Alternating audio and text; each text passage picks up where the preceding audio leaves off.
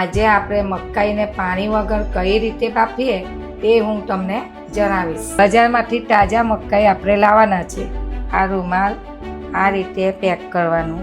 તો આપણું કુકર જોઈ લો તમે, કાળું પણ નથી થયું, બળી પણ નથી ગયું ને સરસ રીતે અમારા મકાઈ બફાઈ ગયા છે। ચલો, મકાઈ બફાઈ ગયો છે, પણ મારા પતિને મકાઈ ખાવાના બહુ શોખીન છે, એટલે પહેલા આજે એને ટેસ્ટ કરાવીએ। ચાલો, હવે તમને શેકેલો ભાઈઓ કે બાફેલો ભાઈઓ તેમાં તમે કેવો? तो hello guys, welcome back to my YouTube channel. मेरा नाम है आकाश। आप सभी को बोलूँगा जकस केम चुके सो। आई होप आप सब अच्छे होंगे। मैं भी मस्त हूँ, स्वस्थ हूँ, ठीक हूँ। तो मैं भी मस्त रहूँ ने मौज माण्યું। હમણાં તમને ખબર જ છે કે ભાઈ વરસાદનું મોસમ છે, તો આપણે ભજીયા બનાવેલા હતા। તો હવે આપણે મકાઈને બાફવાના છે। તે પણ છે ને બધા જ લોકો છે ને ભાઈ મકાઈને કેવી રીતે બાફતા હોય છે, કુકરમાં જે પાણીની પ્રોસેસ થઈ ને સીટી પાડવાની તે રીતે બાફતા હોય છે। પણ આજે છે ને મમ્મી કંઈ અલગ રીતે બાફવાના છે કે કુકરમાં પાણી વગર બાફવાના છે। તે પણ બે રીત છે, એક બાફવાની રીત છે અને બીજી શેકવાવાળી રીત છે। તો હવે આપણે જોઈએ, મમ્મી પાસે ગઈએ। એ પણ મકાઈમાં જેટલા પણ ફાયદા હોય છે તે બધા જ આપણા શરીરમાં એકદમ સારી રીતે ઉપયોગ થાય છે। આ જે રીત બતાવશે તે રીત। ચાલો તો ભાઈ એ રીતમાં મળીએ, મમ્મી પાસે જઈએ અને રીત જોઈએ। એન્ડ સુધી વિડીયો જોજો। જય શ્રી કૃષ્ણ મિત્રો। આજે આપણે મકાઈને પાણી વગર કઈ રીતે બાફીએ તે હું તમને જણાવીશ। કારણ કે આ મકાઈ આપણે બહારથી લાવીએ છીએ તો આપણે મોંઘી પડે છે, અને ઘરે બાફીએ છીએ તો બધા જ ખાઈ શકીએ, સસ્તું પણ પડે છે આપને। અને મકાઈના ઉપયોગી બહુ જ છે, આપણા આંખ માટે છે, ચરબી ઉતારે છે, ઉપયોગી એટલે કે બધામાં જ એમ કે આ ખાવા જ જોઈએ એમ, પણ આપણે ખાતા નથી। તો આ રીતે ચોમાસાની સિઝનમાં તો મકાઈ બહુ જ ભાવે, એટલે આપણે ઘરે તમે લાવો અને પછી એને બાફીને બનાવો ને આ રીતે બાફશું તો આપણું જે વિટામિન હોય તે રહેશે અંદર, અને જ્યારે આપણે પાણીમાં જો નાખીને આપણે બાફતા હોય તો એ બધું આપણું વિટામિન નીકળી જાય છે। એટલા માટે આપણે આ રીતે તમે ઉપયોગ કરજો તો તમારે એમાં મીઠાશ પણ રહેશે અને સરસ મકાઈ તમારા લાગશે। ટોટલ આપણી બે રીત છે, તેમાં એક આપણે પાણી વગર કુકરમાં બાફીશું અને બીજી આપણે ગેસની અંદર આપણે શેકીશું। એટલે હું તમને બે રીત બતાવીશ। ચાલો જો, પહેલાં તો આપણે છે ને બજારમાંથી તાજા મકાઈ આપણે લાવવાના છે, અને આ અમેરિકન મકાઈ છે, એટલે તમે જોઈ શકો છો કે આવા મકાઈ તાજા મકાઈ આપણે લાવવાના હોય છે। તેને આપણે પહેલાં આવી રીતના બધા છોલ ઉતારી પાડશું, સાફ કરી દેવાનું।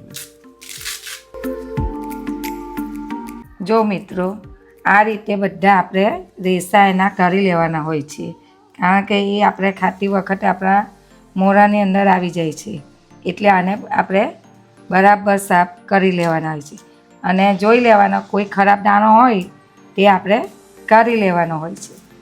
તો આ રીતે બધા રેસા આપણે કાઢી લેવાના છે।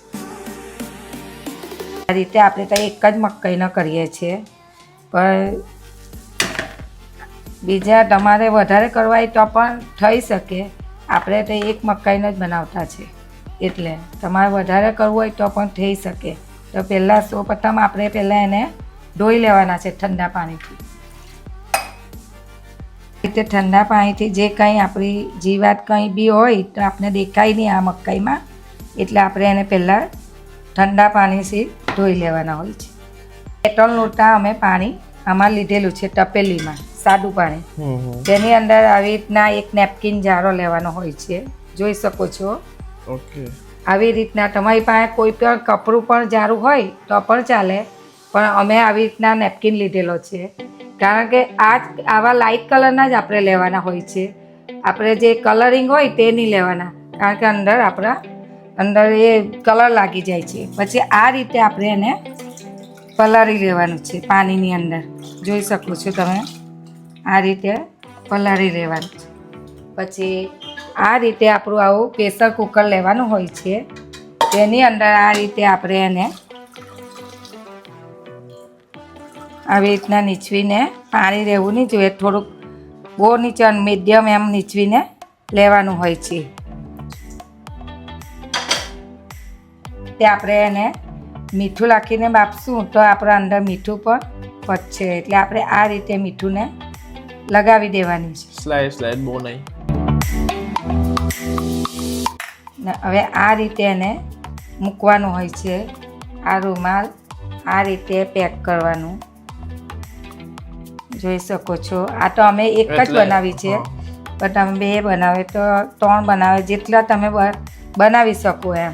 પછી એને આ રીતે આપણે કુકરની અંદર ઊંધું નાખવાનું હોય છે. એટલે જે બાજુ પેલું જે બચેલું આપણે જે ભાગ હોય પેલા બંધ કર્યો તે ભાગને આપણે અંદરની આ રીતે અંદરની સાઈડ મૂકીશું.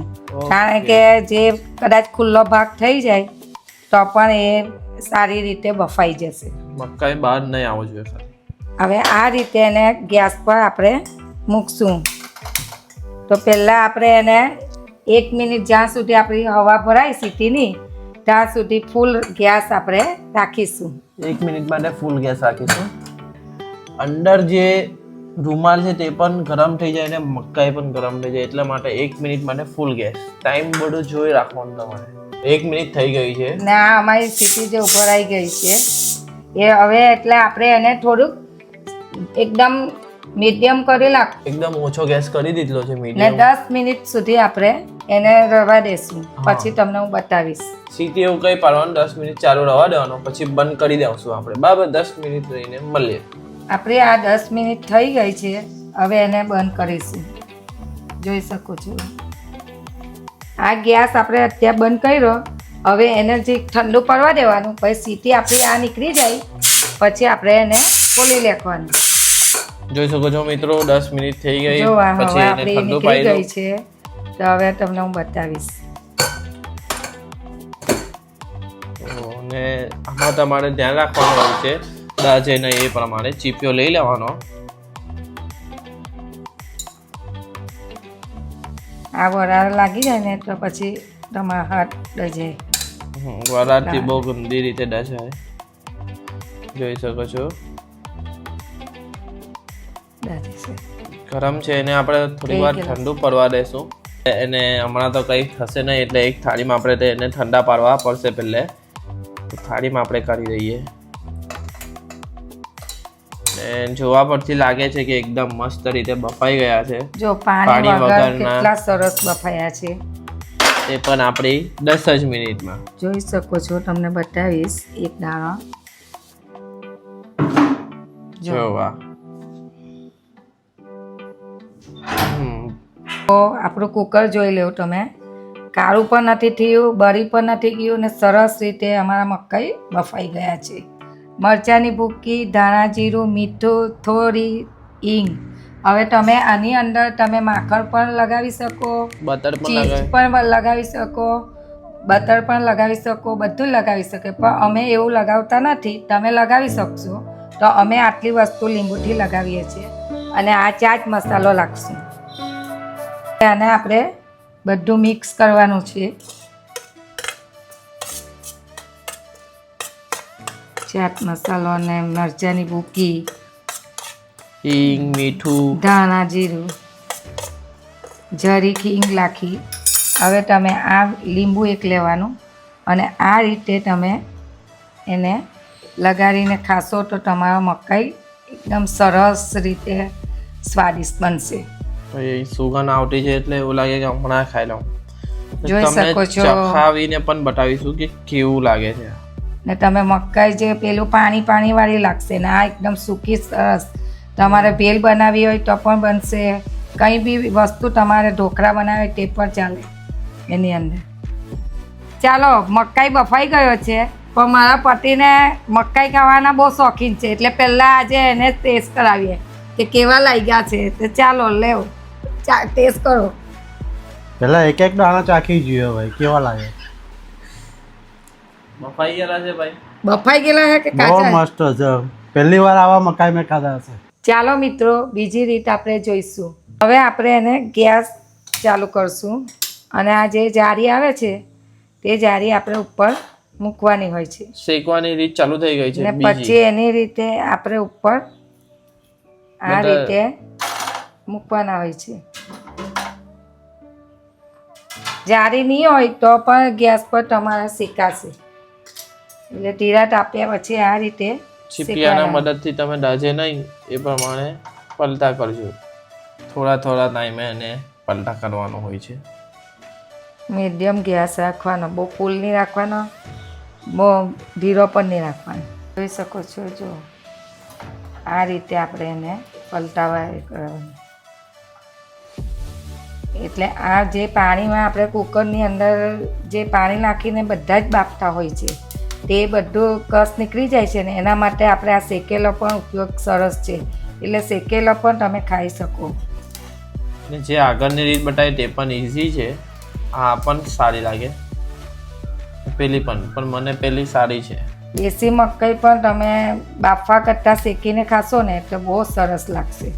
એટલે તમે દેશી મકાઈ જો લાવશો ને પછી જો ગેસ પર તમે શેકશો તો તમને બહુ સરસ લાગશે, મીઠાશ પણ લાગશે અને સ્વાદ બી બહુ ફાઇન લાગશે. દેશી મકાઈ એકવાર લાવીને તમે શેકજો.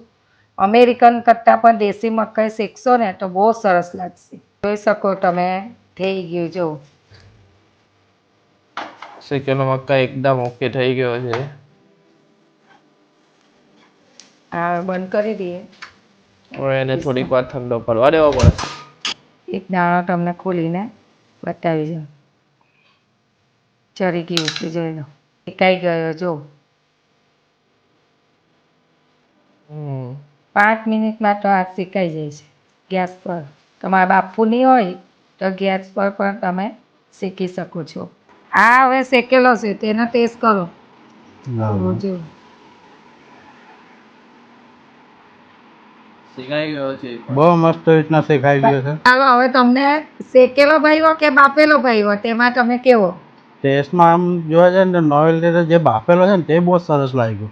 આ પણ એકદમ સરસ છે. એવું લાગે છે કે આપણે સારો કંઈ ખાધું હોય ને તો એવું મનમાં એમ લાગે કંઈક સારામાં સારું કંઈ વસ્તુ ખાધું હોય એવું લાગે. જય શ્રી કૃષ્ણ મિત્રો.